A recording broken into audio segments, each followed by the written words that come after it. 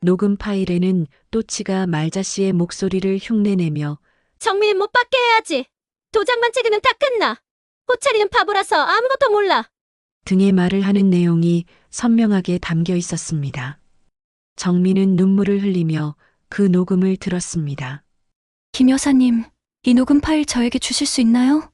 어머니 억울함을 풀어드리고 싶어요. 김 여사는 흔쾌히 동의했습니다. 그럼 복순이가 그런 일을 당했다니 말도 안 되지. 이 녹음 파일로 진실을 밝혀야 해. 정민은 김 여사에게 감사 인사를 하고 급히 변호사 사무실로 향했습니다. 이제 확실한 증거가 생겼습니다. 어머니의 진짜 유언장과 또치의 증언, 그리고 김 여사의 녹음 파일까지. 정민은 마침내 진실을 밝힐 수 있을 거라는 확신이 들었습니다. 서울 구로구의 낡은 주택가, 그 골목 끝에 자리한 오래된 단독주택에는 80세의 양복순 할머니가 살고 계셨습니다. 작년 겨울 갑작스럽게 찾아온 중풍으로 인해 거동이 불편해진 복순 할머니는 대부분의 시간을 안방 침대에서 보내고 계셨죠. 남편 윤태식 할아버지는 벌써 3년 전에 세상을 떠나셨고 이제는 혼자서 이 큰 집을 지키고 계셨습니다. 복순 할머니에게는 두 자녀가 있었습니다. 큰딸 정민은 간호사로 일하다가 20년 전 미국으로 이민을 떠났습니다. 처음엔 자주 연락을 주고받았지만 시간이 흐르면서 점점 연락이 뜸해졌죠. 특히 복순 할머니가 아프신 후로는 전화 한 통 오지 않았습니다. 정민은 바쁜 미국 생활에 쫓겨 어머니의 안부조차 제대로 챙기지 못했던 것입니다. 복순 할머니는 가끔 정미의 어린 시절을 떠올리곤 했습니다.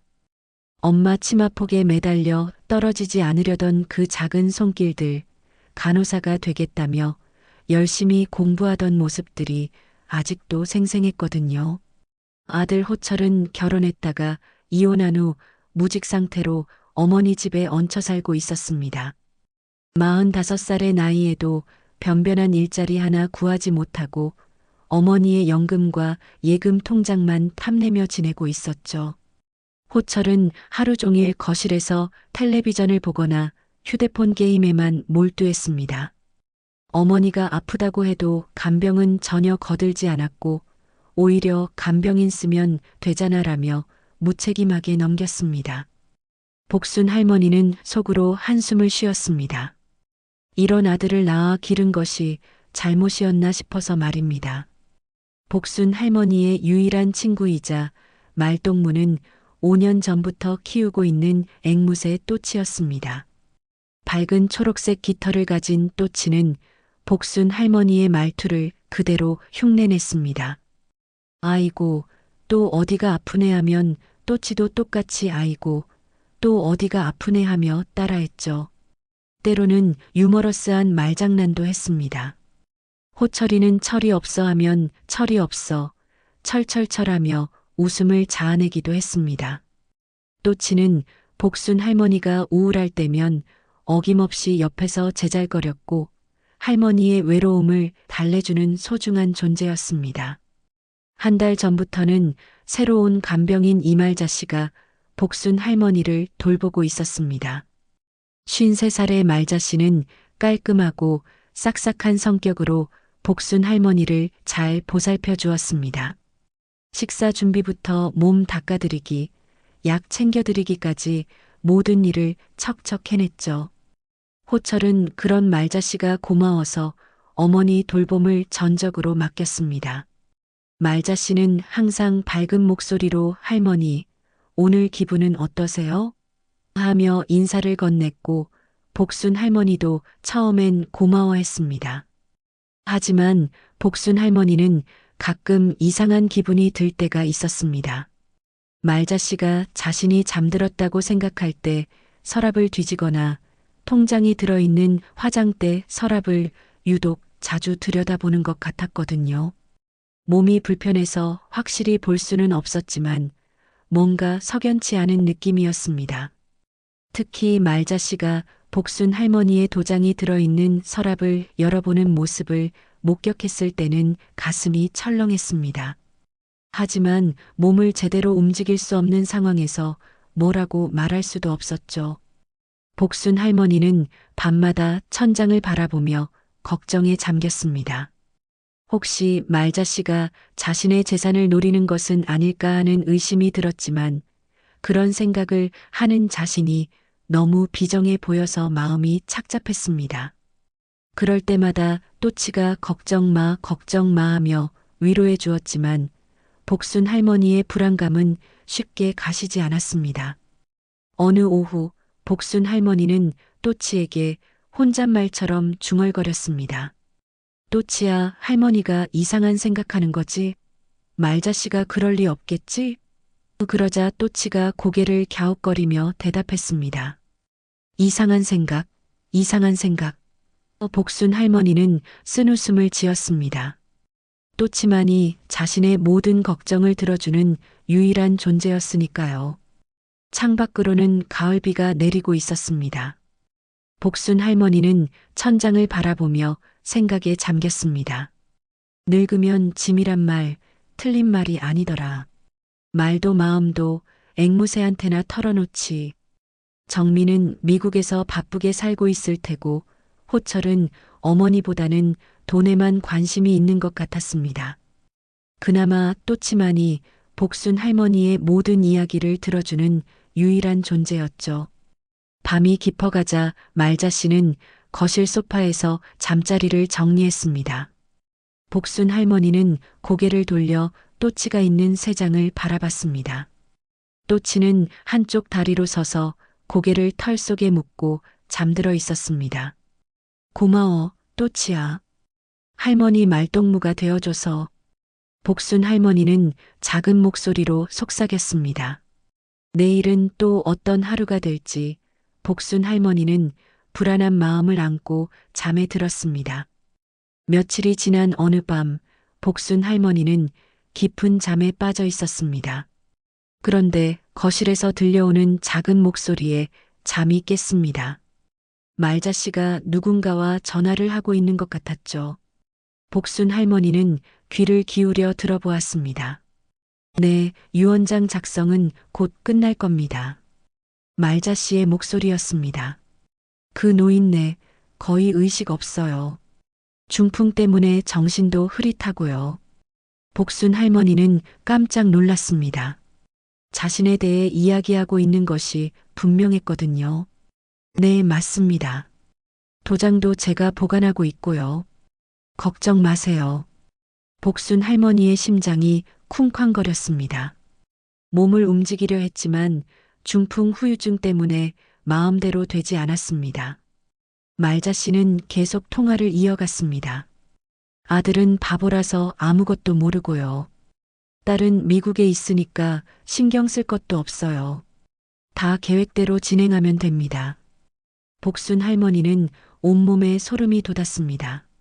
말자 씨가 자신을 속이고 있었던 것입니다. 그동안 착하고 성실한 간병인이라고 생각했는데 알고 보니 자신의 재산을 노리고 있었던 것이죠. 복순 할머니는 숨을 죽이고 더 들어보았습니다. 유언장 내용은 간단해요. 집과 예금 모두 아들 윤호철한테 주고 저한테는 감사의 표시로 1,000만 원 정도요. 딸한테는 아무것도 안 줘요. 어차피 이민 가서 불효자 취급받고 있거든요. 말자 씨는 비웃듯 말했습니다. 네, 변호사는 내일 오후에 올 예정이에요. 할머니 잠든 사이에 도장 찍고 끝내겠습니다. 복순 할머니는 분노와 배신감에 온몸이 떨렸습니다. 그동안 자신을 정성스럽게 돌봐준다고 생각했던 말자 씨가 사실은 자신의 재산을 가로채려는 계획을 세우고 있었던 것입니다. 더욱 화가 나는 것은 정미에 대한 말이었습니다.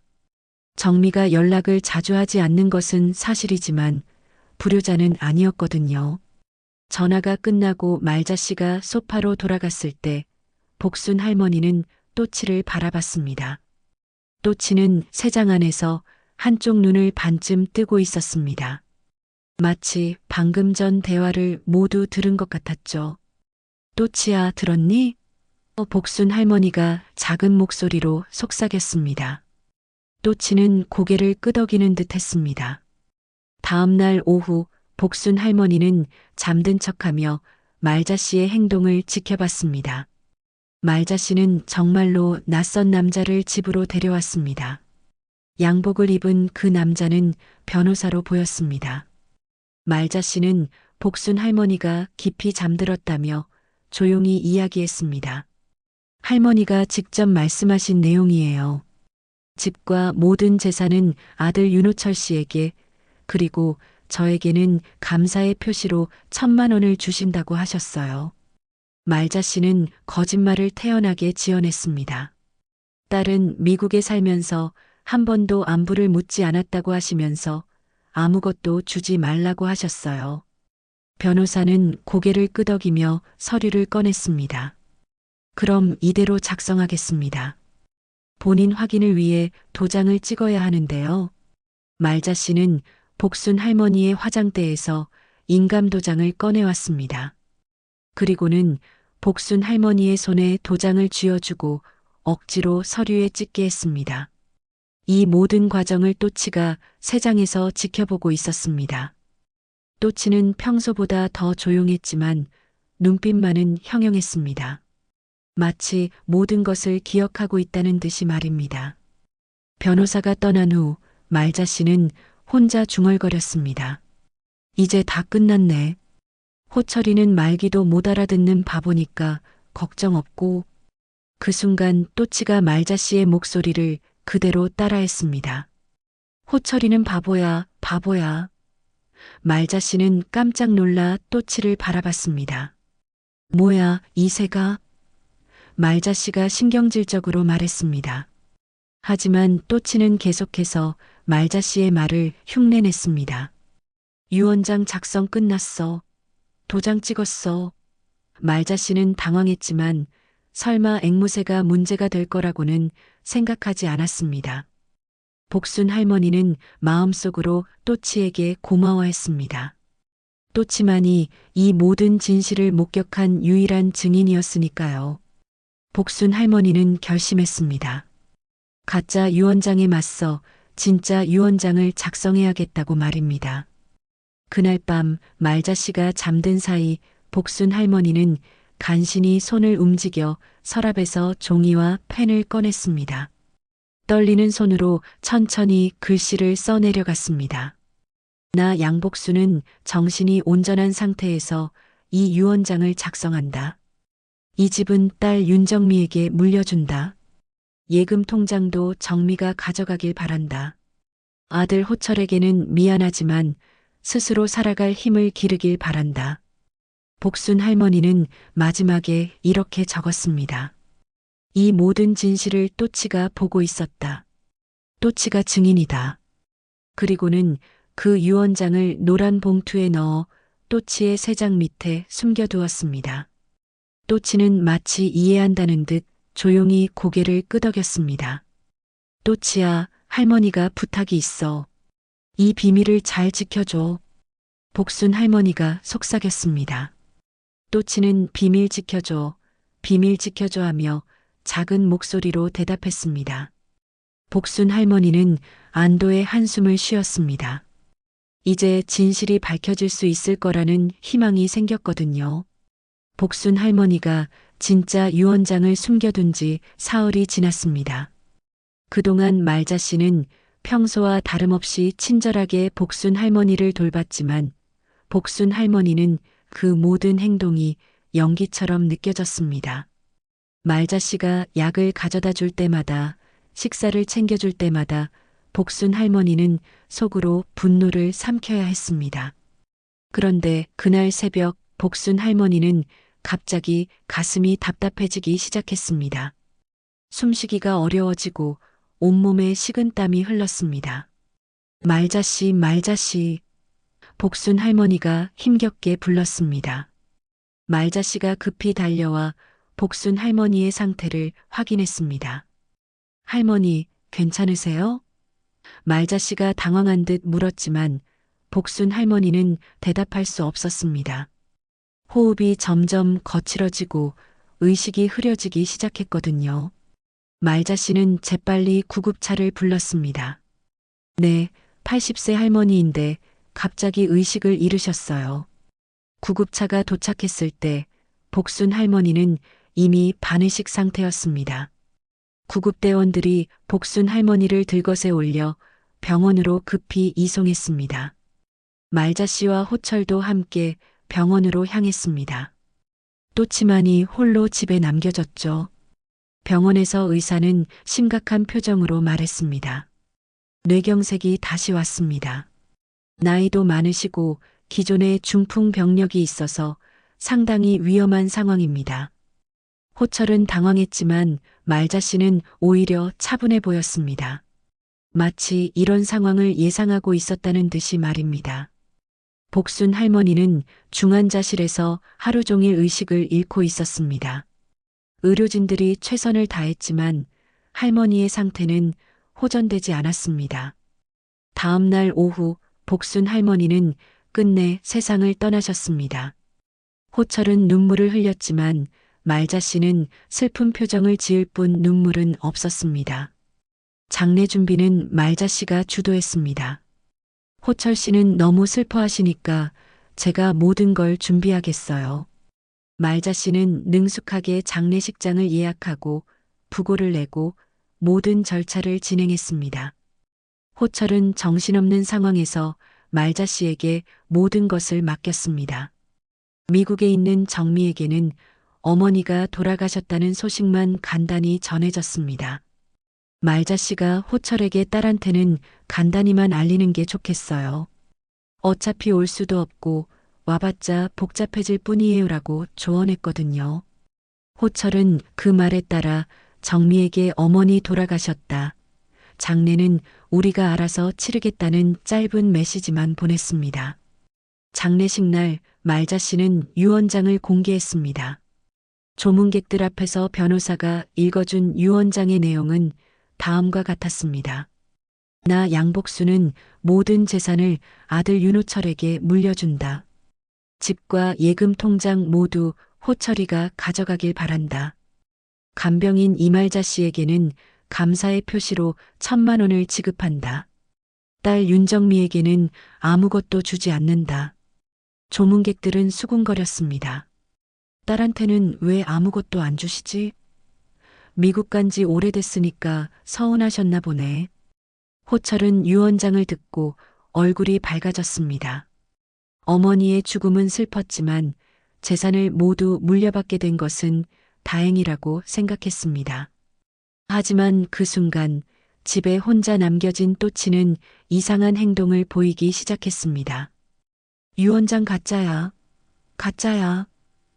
또치가 새장 안에서 소리쳤습니다. 도장 찍었어. 말자가 찍었어. 하지만 집에는 아무도 없었기에 또치의 말을 들을 사람은 없었습니다. 며칠 후 정미가 급히 한국으로 날아왔습니다. 어머니의 장례를 치르지 못한 것이 미안했고 유언장 내용도 이상했기 때문입니다.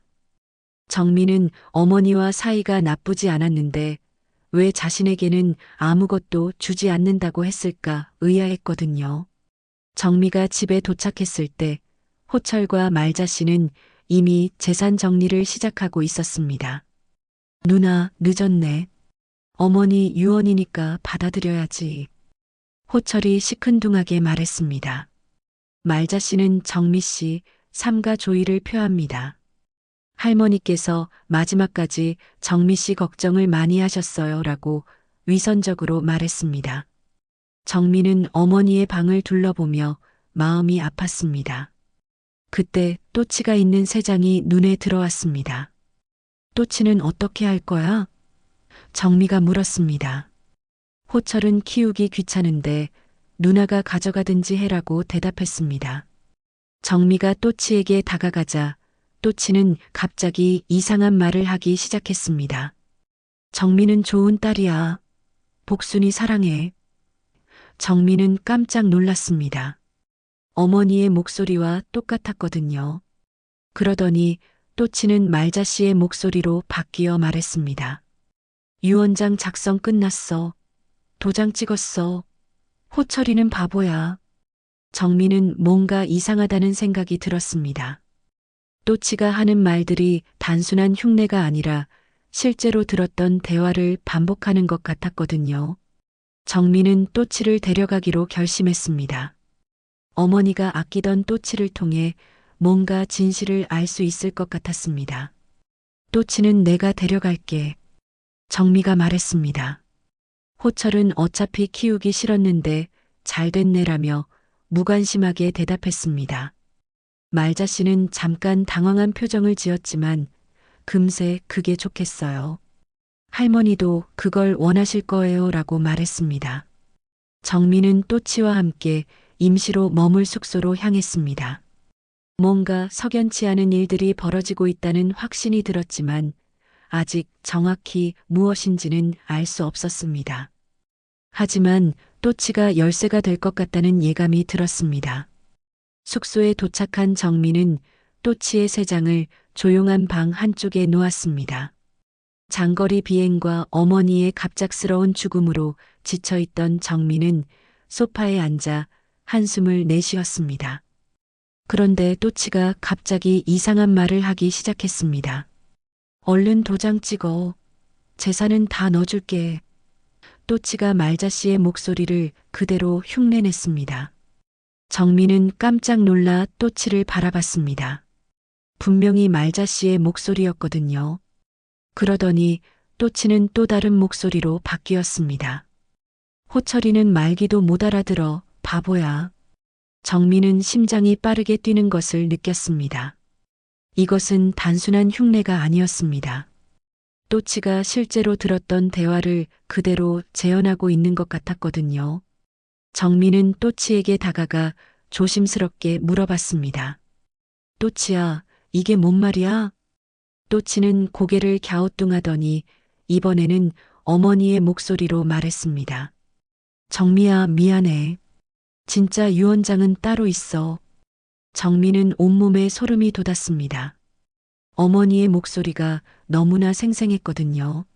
노란 봉투 찾아.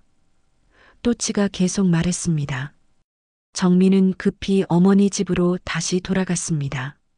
다행히 호철은 친구들과 술을 마시러 나갔고 말자 씨도 자리에 없었습니다. 정민은 어머니의 방을 샅샅이 뒤져봤습니다. 노란 봉투를 찾기 위해서였습니다. 서랍장, 옷장, 침대 밑까지 모든 곳을 찾아봤지만 노란 봉투는 보이지 않았습니다. 정민은 실망하며 또치의 세 장 주변을 살펴봤습니다. 그때 세 장 밑바닥에 뭔가 끼어 있는 것을 발견했습니다. 정미가 조심스럽게 꺼내보니 노란 봉투였습니다. 봉투를 열어보니 어머니의 손글씨로 쓰인 유언장이 들어 있었습니다. 나 양복수는 정신이 온전한 상태에서 이 유언장을 작성한다. 이 집은 딸 윤정미에게 물려준다. 예금 통장도 정미가 가져가길 바란다. 아들 호철에게는 미안하지만 스스로 살아갈 힘을 기르길 바란다. 정미는 눈물이 쏟아졌습니다. 어머니는 자신을 원망하지 않고 있었던 것입니다. 유언장 마지막에는 이런 글귀가 적혀 있었습니다. 이 모든 진실을 또치가 보고 있었다. 또치가 증인이다. 간병인 말자가 가짜 유언장을 만들었다. 정미야, 엄마를 믿어다오. 정미는 손이 덜덜 떨렸습니다. 어머니가 돌아가시기 전에 이미 말자 씨의 음모를 알고 계셨던 것입니다. 그리고 또치를 통해 진실을 알려주려고 하셨던 거였죠. 정미는 유언장을 가슴에 꼭 안고 울었습니다. 그때 현관문이 열리는 소리가 들렸습니다. 호철이 술에 취해 돌아온 것 같았습니다. 정미는 급히 유언장을 가방에 넣고 집을 나왔습니다. 이 유언장을 가지고 변호사를 찾아가야 했습니다.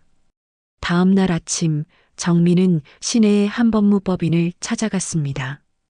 김 변호사는 정미의 이야기를 들은 후 유언장을 자세히 살펴봤습니다.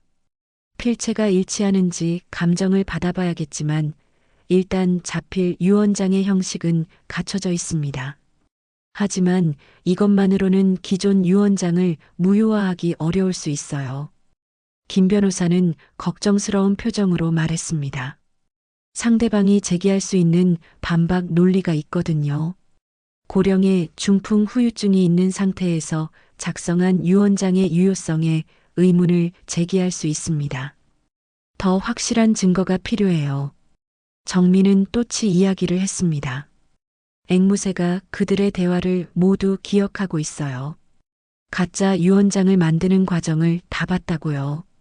하지만 김 변호사는 고개를 저었습니다. 앵무새의 말은 법적 증거로 인정받기 어렵습니다. 좀 더 객관적인 증거가 필요해요. 정민은 낙담했지만 포기할 수 없었습니다. 어머니의 진심을 세상에 알려야 했거든요. 정민은 숙소로 돌아가 또치와 대화를 나눴습니다. 또치야, 다른 사람이 들은 건 없을까? 누군가 받거나 들었던 사람이 있을까? 또치는 한참 생각하더니 김 여사 하고 소리쳤습니다. 정민은 기억을 떠올려 봤습니다. 어머니와 가까이 지내던 이웃 김 여사가 있었습니다. 혹시 김 여사가 뭔가를 알고 있을까 싶어 정민은 급히 김 여사 집을 찾아갔습니다. 김 여사는 정미를 반갑게 맞아주었습니다. 아이고, 정미야. 어머니 일로 많이 힘들지? 정민은 김 여사에게 사정을 설명했습니다. 그러자 김 여사는 놀란 표정을 지었습니다. 그래서 그때 또치가 이상한 말을 했구나. 김 여사는 몇 달 전 복순 할머니를 문안 갔을 때의 일을 떠올렸습니다. 그때 또치가 계속 이상한 말을 하더라고. 도장만 찍으면 다 끝나. 늙은이 뇌도 멍청해. 이런 말들 말이야. 말투도 말자씨 목소리랑 똑같았어. 정민은 희망이 생겼습니다. 혹시 그때 일을 기억하시나요? 자세히 말씀해 주세요. 김 여사는 실은 말이야라며 조심스럽게 말했습니다. 그때 너무 이상해서 휴대폰으로 녹음을 해뒀거든. 또치가 하는 말이 워낙 신기해서 말이야. 정민은 깜짝 놀랐습니다. 정말요? 그 녹음 파일이 아직 있나요? 김 여사는 고개를 끄덕였습니다. 있어. 지우지 않고 그대로 뒀거든. 김 여사는 휴대폰을 꺼내 녹음 파일을 찾았습니다. 녹음 파일에는 또치가 말자씨의 목소리를 흉내내며 정민은 못 받게 해야지. 도장만 찍으면 다 끝나. 호철이는 바보라서 아무것도 몰라 등의 말을 하는 내용이 선명하게 담겨 있었습니다. 정민은 눈물을 흘리며 그 녹음을 들었습니다. 김 여사님, 이 녹음 파일 저에게 주실 수 있나요? 어머니의 억울함을 풀어드리고 싶어요. 김 여사는 흔쾌히 동의했습니다.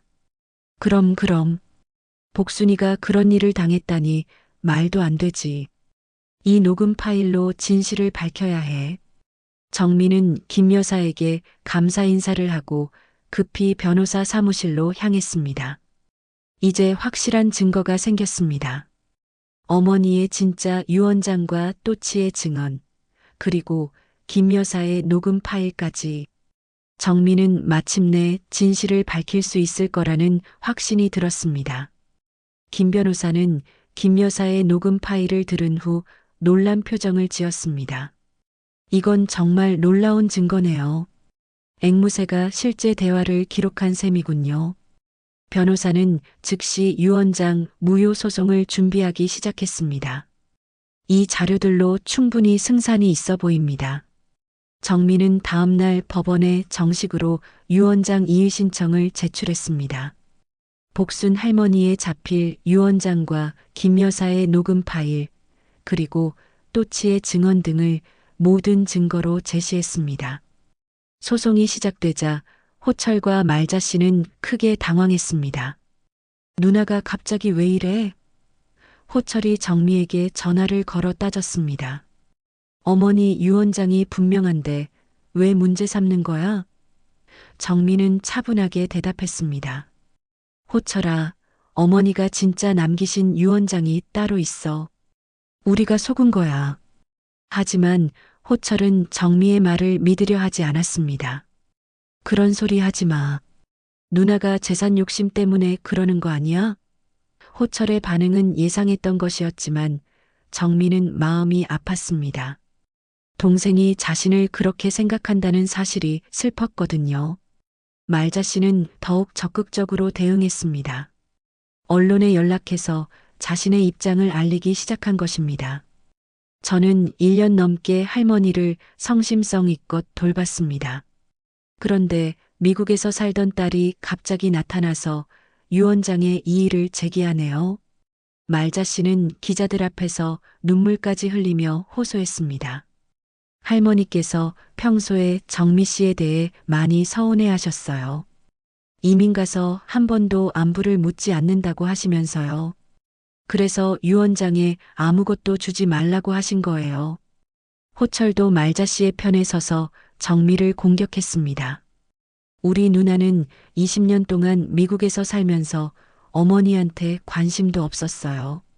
어머니가 아프실 때도 한 번 안 왔고요.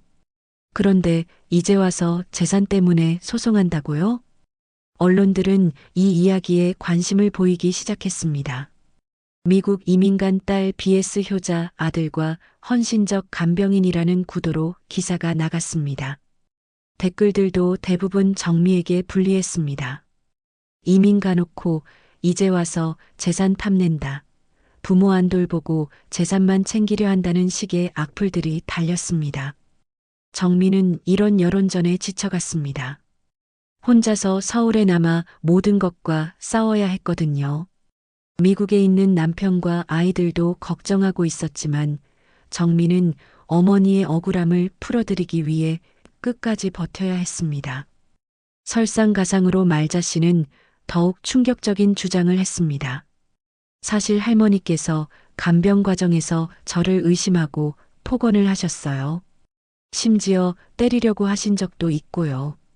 치매 증상 때문이었지만 정말 힘들었습니다. 이는 완전한 거짓말이었지만 사람들은 말자 씨의 말을 믿는 분위기였습니다. 언론들은 헌신적으로 간병한 간병인, 폭행까지 당해라는 제목으로 기사를 썼습니다. 정미는 더욱 궁지에 몰렸습니다. 어머니를 폭력적인 치매 환자로 만드는 말자 씨의 거짓말이 화가 났지만 이를 반박할 방법이 마땅치 않았습니다. 법적 절차도 예상보다 느리게 진행됐습니다. 상대방 변호사는 복순 할머니의 정신 상태를 문제 삼으며 자필 유언장의 유효성에 의문을 제기했습니다. 고령의 중풍 후유증까지 있는 상태에서 제대로 된 판단을 할 수 있었겠습니까? 또한 김 여사의 녹음 파일에 대해서도 앵무새의 말은 법적 증거가 될 수 없다며 반박했습니다. 앵무새가 언제 들은 말인지 누구의 말인지 확실하지 않습니다. 단순히 흉내만 냈을 수도 있고요. 정미는 변호사 사무실에서 머리를 싸매고 고민했습니다. 증거는 있었지만 완벽하지 않았고 여론은 불리했으며 상대방은 조직적으로 대응하고 있었습니다. 정미는 점점 지쳐갔습니다. 그런데 그때 김 여사가 정미에게 중요한 제보를 했습니다.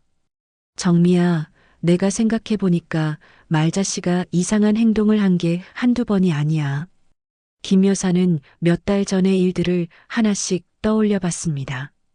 말자 씨가 복순이 집에 변호사를 데려온 날 나도 봤거든. 그때 복순이는 잠들어 있었는데 말자 씨가 복순이 손에 도장을 쥐어주고 억지로 찍게 하더라고. 그게 너무 이상해서 기억에 남아있어. 김 여사는 계속해서 증언했습니다. 그리고 말자 씨가 복순이 서랍을 뒤지는 것도 여러 번 봤어. 복순이가 잠들었다고 생각할 때마다 통장이 들어있는 서랍을 열어보고 그랬거든. 정미는 희망이 생겼습니다. 김 여사의 목격 증언이 있다면 말자 씨의 범행을 입증할 수 있을 것 같았습니다. 김 여사님, 법정에서 증언해 주실 수 있나요? 김 여사는 흔쾌히 동의했습니다. 그럼. 복순이 억울함을 풀어줘야지. 내가 본 걸 다 말해줄게. 정민은 김 여사에게 고마워하며 변호사에게 즉시 연락했습니다. 하지만 상황은 여전히 쉽지 않았습니다. 상대방에서는 김 여사를 고령으로 기억이 정확하지 않을 수 있다며 신빙성을 의심했습니다. 또한 이웃 간의 사적인 감정이 개입됐을 수 있다는 주장도 제기했습니다. 정민은 법정 밖에서 기자들에게 둘러싸였습니다. 정미 씨, 정말 어머니의 유언장이 조작됐다고 생각하세요? 재산 때문에 소송하는 것 아닌가요? 정민은 눈물을 참으며 대답했습니다. 저는 그냥 어머니의 진짜 뜻을 알리고 싶을 뿐입니다. 그날 밤 정민은 숙소에서 또치와 함께 시간을 보냈습니다. 또치는 여전히 노란 봉투, 진짜 유언장이라며 중얼거렸습니다. 정민은 또치를 보며 다짐했습니다. 어떤 어려움이 있어도 끝까지 싸워서 어머니의 억울함을 풀어드리겠다고 말입니다. 김 변호사는 김 여사의 녹음 파일을 전문가에게 의뢰해 음성 분석을 받기로 했습니다. 앵무새가 흉내낸 목소리가 실제 말자 씨의 목소리와 일치하는지 과학적으로 분석해 보겠습니다. 며칠 후 나온 결과는 놀라웠습니다. 음성 분석 전문가는 앵무새가 재현한 목소리의 성조와 억양이 이말자 씨의 실제 목소리와 일치한다고 결론지었습니다.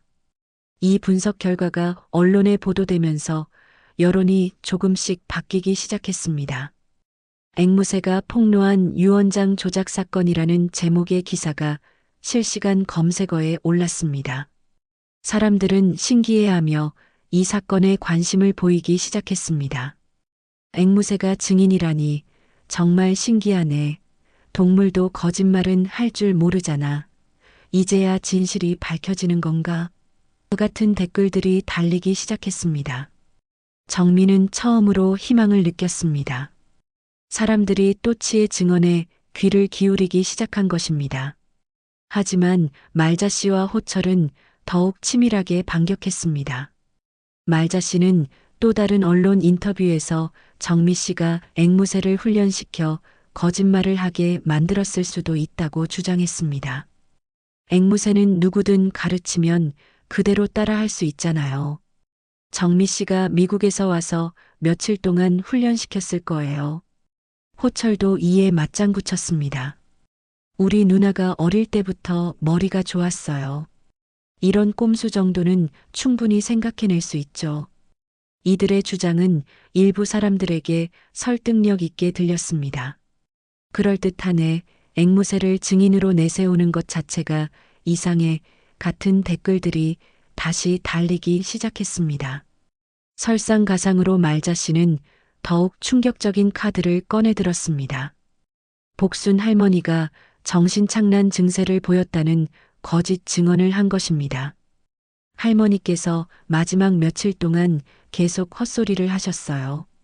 없는 사람을 보신다고 하시고 이상한 말씀만 하시고요. 말자 씨는 눈물까지 흘리며 연기했습니다. 저를 의심하시면서 재산을 빼앗아 간다. 나를 죽이려 한다는 말씀을 계속하셨어요.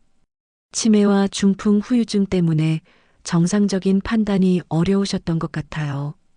이 증언은 정미에게 큰 타격이었습니다. 만약 어머니가 정신착란 상태였다면 자필 유언장의 유효성에 심각한 의문이 제기될 수 있었거든요. 상대방 변호사는 즉시 정신착란 상태에서 작성된 유언장은 법적 효력이 없다며 공격했습니다. 정민은 절망감에 빠졌습니다. 아무리 진실을 알리려 해도 상대방의 거짓말과 조작이 더 설득력 있게 들리는 것 같았습니다. 법정에서도 분위기가 점점 불리해졌습니다. 판사마저 고령의 환자가 작성한 유언장의 유효성에 대해 의문을 표하기 시작했습니다. 그런데 그때 뜻밖의 도움이 나타났습니다. 복순 할머니를 치료했던 병원의 담당 의사가 정미에게 연락을 한 것입니다. 정미 씨, 언론 보도를 봤는데요. 어머니가 정신착란이 있었다는 건 사실이 아닙니다. 김 의사는 복순 할머니의 의료 기록을 자세히 설명해 주었습니다. 어머니는 중풍 후유증으로 거동이 불편하셨지만 의식은 끝까지 명료하셨어요. 치매나 정신착란 같은 증상은 전혀 없었습니다. 마지막 입원할 때까지도 대화가 정상적으로 가능했고요. 김 의사는 의료진들의 기록을 근거로 정미를 도와주겠다고 했습니다. 간병인이 주장하는 정신착란은 완전한 거짓말입니다. 의학적 근거가 전혀 없어요. 제가 증언하겠습니다. 정미는 다시 희망을 가졌습니다. 의사의 전문적인 증언이 있다면 말자 씨의 거짓말을 반박할 수 있을 것 같았습니다. 김 변호사도 이제 상황이 역전될 수 있다며 기대를 표했습니다. 하지만 상대방도 만만치 않았습니다. 말자 씨는 의사는 가끔씩만 봤으니까 모르는 것이라며 반박했습니다. 실제로 24시간 함께 지낸 건 저뿐이에요. 의사 앞에서는 정상적으로 행동하시다가도 혼자 있을 때는 완전히 다른 사람이 되셨어요. 게다가 말자 씨는 더욱 교묘한 거짓말을 지어냈습니다. 할머니께서 정미 씨에 대해 정말 원망을 많이 하셨어요. 미국 가서 잘 산다고 어머니는 버렸다. 장례식에도 오지 말라고 해라 이런 말씀을 자주 하셨거든요. 이런 말들이 언론에 보도되면서 정미는 또다시 여론의 문매를 맞았습니다. 역시 불효녀였구나. 어머니가 그렇게 원망하셨는데도 재산은 탐내네 같은 악플들이 쏟아졌습니다. 정미는 견디기 힘들었습니다. 어머니를 사랑했고 어머니도 자신을 사랑해 주셨다는 걸 알고 있었는데 세상 사람들은 자신을 욕심 많은 불효녀로 여기고 있었습니다. 정미는 숙소에서 혼자 울면서 엄마 정말 미안해요. 제가 더 자주 연락드렸어야 했는데 라고 중얼거렸습니다. 그때 또치가 갑자기 어머니의 목소리로 말했습니다. 정미야, 엄마가 정미 많이 사랑해. 걱정하지 마. 정미는 눈물을 흘리며 또치를 바라봤습니다. 어머니의 따뜻한 목소리가 또치를 통해 전해지는 것 같았습니다. 정미는 좋은 딸이야. 미국에서 열심히 살아서 엄마가 자랑스러워. 또치가 계속해서 어머니의 목소리로 말했습니다. 정미는 이것이 어머니의 진심이라는 걸 알 수 있었습니다. 또치는 거짓말을 할 줄 모르니까요. 정미는 다시 용기를 냈습니다. 어머니가 자신을 사랑하셨다는 걸 또치가 증명해주고 있었습니다. 정미는 엄마의 진짜 마음을 세상에 알려드릴게요라고 다짐했습니다. 그런데 그때 김 여사가 급히 정미에게 연락했습니다. 정미야, 큰일 났어. 말자 씨가 우리 동네 사람들한테 돈을 주면서 거짓 증언을 부탁하고 다녀. 김 여사는 분노에 찬 목소리로 말했습니다. 박 할머니한테 100만 원 주면서 복순이가 정신이 이상했다고 증언해달라고 하더라고. 정미는 충격을 받았습니다. 말자 씨가 증인 매수까지 시도하고 있었던 것입니다. 하지만 동시에 이것이 말자 씨의 범행을 입증할 수 있는 결정적 증거가 될 수도 있다고 생각했습니다. 김 여사님, 혹시 그 장면을 녹음하거나 촬영하실 수 있을까요? 정미가 간절히 부탁했습니다. 김 여사는 물론이지. 그 나쁜 여자의 정체를 밝혀야지라며 적극적으로 도와주겠다고 했습니다. 정미는 마침내 말자 씨의 꼬리를 잡을 수 있을 것 같다는 희망을 가졌습니다. 진실은 언젠가 드러날 것이라고 믿으며 정미는 끝까지 싸울 결심을 다졌습니다. 김 여사는 며칠 후 결정적인 증거를 가지고 정미에게 연락했습니다. 정미야, 말자 씨가 또 왔어. 이번엔 50만 원을 더 얹어서 150만 원을 주겠다고 하더라고. 김 여사는 그 순간을 놓치지 않고 휴대폰으로 녹음했습니다. 녹음 파일에는 말자 씨가 김 여사님 부탁드릴 게 있어요. 법정에서 복순 할머니가 정신이 좀 이상하셨다고 증언만 해주시면 돼요라며 돈 봉투를 건네는 소리가 선명하게 담겨 있었습니다. 김 여사가 이건 거짓말 아니냐고 묻자 말자 씨는 그냥 조금만 과장해서 말씀해달라는 거예요 라고 대답했습니다. 정민은 이 녹음 파일을 즉시 김 변호사에게 전달했습니다. 김 변호사는 흥분해서 말했습니다. 이건 위증 교사죄에 해당합니다. 결정적인 증거네요. 변호사는 즉시 이 자료를 법원에 추가 증거로 제출했습니다. 동시에 정민은 언론에도 이 사실을 공개했습니다. 간병인이 증인 매수 시도라는 제목의 기사가 나가자 여론이 완전히 뒤바뀌었습니다. 이제야 진짜 범인이 드러났네. 정말 악질이구나. 정미 씨가 피해자였네 같은 댓글들이 쏟아졌습니다. 말자 씨는 크게 당황했습니다. 기자들이 몰려오자 그건 오해입니다. 단순히 생활비를 도와드리려던 것뿐이에요라며 변명했지만 이미 녹음 파일에 모든 것이 담겨 있었기에 변명의 여지가 없었습니다. 호철도 상황이 심각해졌다는 걸 깨달았습니다. 그동안 말자 씨의 말만 믿고 누나를 의심했던 자신이 바보였다는 생각이 들었습니다. 호철은 정미에게 전화를 걸었습니다. 누나, 미안해. 내가 잘못 생각했어. 하지만 정미는 차갑게 대답했습니다. 지금 와서 미안하다고? 너는 어머니보다 돈이 더 소중했구나. 호철은 할 말을 잃었습니다. 정미의 말이 맞았거든요. 호철은 어머니의 죽음보다 재산에 더 관심이 있었던 게 사실이었습니다. 드디어 유 원장 무효 소송의 최종 재판날이 왔습니다. 법정에는 많은 기자들과 방청객들이 몰려들었습니다. 앵무새 증인 사건으로 유명해진 이 재판에 온 국민이 관심을 보이고 있었습니다. 정미 측에서는 먼저 복순 할머니에 잡힐 유 원장을 제시했습니다. 필적 감정 결과 복순 할머니가 직접 쓴 것이 확실했습니다. 김 변호사는 이 유 원장은 고인이 정신이 명료한 상태에서 자신의 진심을 담아 작성한 것입니다라고 주장했습니다. 이어서 김 의사가 증인으로 나와 복순 할머니는 돌아가시기 직전까지 의식이 명료하셨고 치매나 정신착란 증세는 전혀 없었다고 증언했습니다. 말자 씨가 주장한 정신착란은 완전한 거짓말이었던 것입니다. 가장 결정적인 순간은 김 여사의 녹음 파일이 법정에서 재생됐을 때였습니다.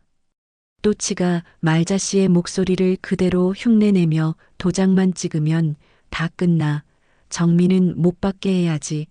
호철이는 바보라서 아무것도 몰라 같은 말을 하는 내용이 법정에 울려 퍼졌습니다.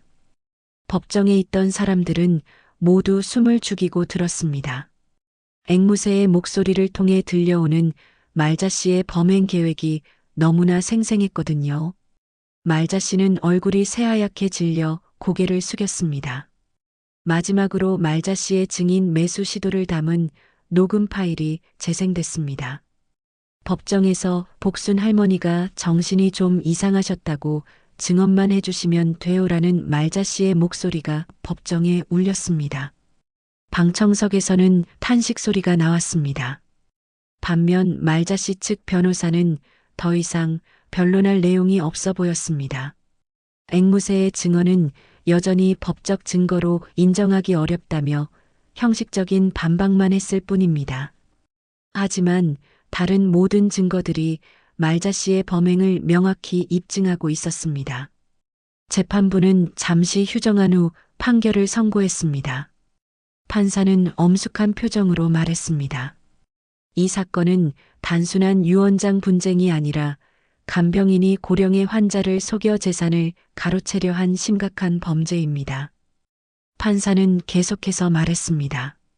조작 정황이 분명하며 피고인 이말자는 사문서 위조 및 증인 매수 교사 등의 혐의가 인정됩니다. 따라서 기존 유 원장은 무효로 선언하고 고인 양복순 씨가 직접 작성한 자필 유 원장을 진정한 유 원장으로 인정합니다. 법정에서는 박수 소리가 터져 나왔습니다. 정민은 눈물을 흘리며 고개를 숙여 인사했습니다. 마침내 어머니의 억울함이 풀린 것입니다. 판사는 마지막으로 인상적인 말을 남겼습니다. 이 사건에서 가장 정직한 증인은 앵무새 또치였습니다. 동물은 거짓말을 하지 않는다는 것을 다시 한번 확인했습니다. 돌아가신 고인의 뜻은 분명했습니다. 앵무새의 입을 통해서라도 진실은 결국 밝혀지는 법입니다. 말자 씨는 즉석에서 체포됐습니다. 사문서 위조, 사기, 위증 교사 등 여러 혐의가 적용됐습니다. 말자 씨는 법정을 나가면서도 끝까지 억울하다며 소리쳤지만 아무도 들어주지 않았습니다. 법정 밖에서 호철은 정미에게 다가가 무릎을 꿇었습니다. 누나, 정말 미안해. 내가 어머니보다 돈만 생각했어. 용서해줘. 호철의 눈에는 진심 어린 후회가 담겨 있었습니다. 정미는 호철을 일으켜 세우며 말했습니다. 호철아, 이제 우리 다시 시작하자. 어머니도 그걸 원하실 거야. 남매는 오랜만에 서로를 끌어안았습니다. 기자들이 몰려와 정미에게 소감을 물었습니다. 정미는 어머니의 진심을 알려준 또치에게 고맙다며 진실은 언젠가 반드시 밝혀진다는 걸 믿게 됐다고 말했습니다. 그날 뉴스는 온통 이 사건으로 도배됐습니다. 앵무새가 밝힌 진실, 동물도 거짓말은 못한다. 정의는 결국 승리한다 같은 제목들이 신문 일면을 장식했습니다. 정미는 마침내 어머니의 명예를 지켜드릴 수 있었다는 안도감에 눈물을 흘렸습니다. 판결이 내려진 지 석 달이 지났습니다. 정미는 어머니의 뜻에 따라 구로구의 오래된 집을 대대적으로 리모델링했습니다. 1층은 지역 어르신들을 위한 무료 쉼터로, 2층은 정미가 한국에 올 때마다 머물 수 있는 공간으로 꾸몄습니다. 집 앞에는 복순의 둥지라는 예쁜 간판이 걸려 있었습니다. 복순의 둥지는 금세 동네 어르신들 사이에서 인기 장소가 됐습니다. 오전에는 건강 체조를 하고 오후에는 차를 마시며 담소를 나누는 공간이었죠. 정미는 미국에서 간호사로 일한 경험을 살려 어르신들의 건강 상담도 해드렸습니다. 무엇보다 어르신들이 가장 좋아하는 것은 또치와의 대화였습니다. 또치는 여전히 복순 할머니의 말투를 기억하고 있었고 어르신들과 재미있는 대화를 나눴습니다. 아이고, 오늘도 날씨가 좋네. 건강이 최고야.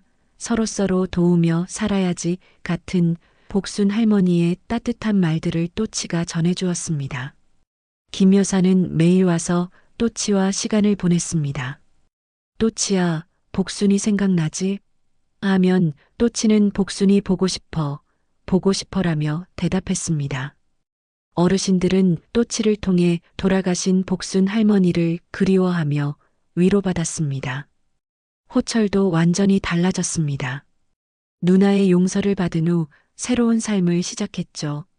작은 택배 일을 시작해서 성실하게 일했고 어머니가 남겨주신 적은 유산으로 조촐하게 살아갔습니다.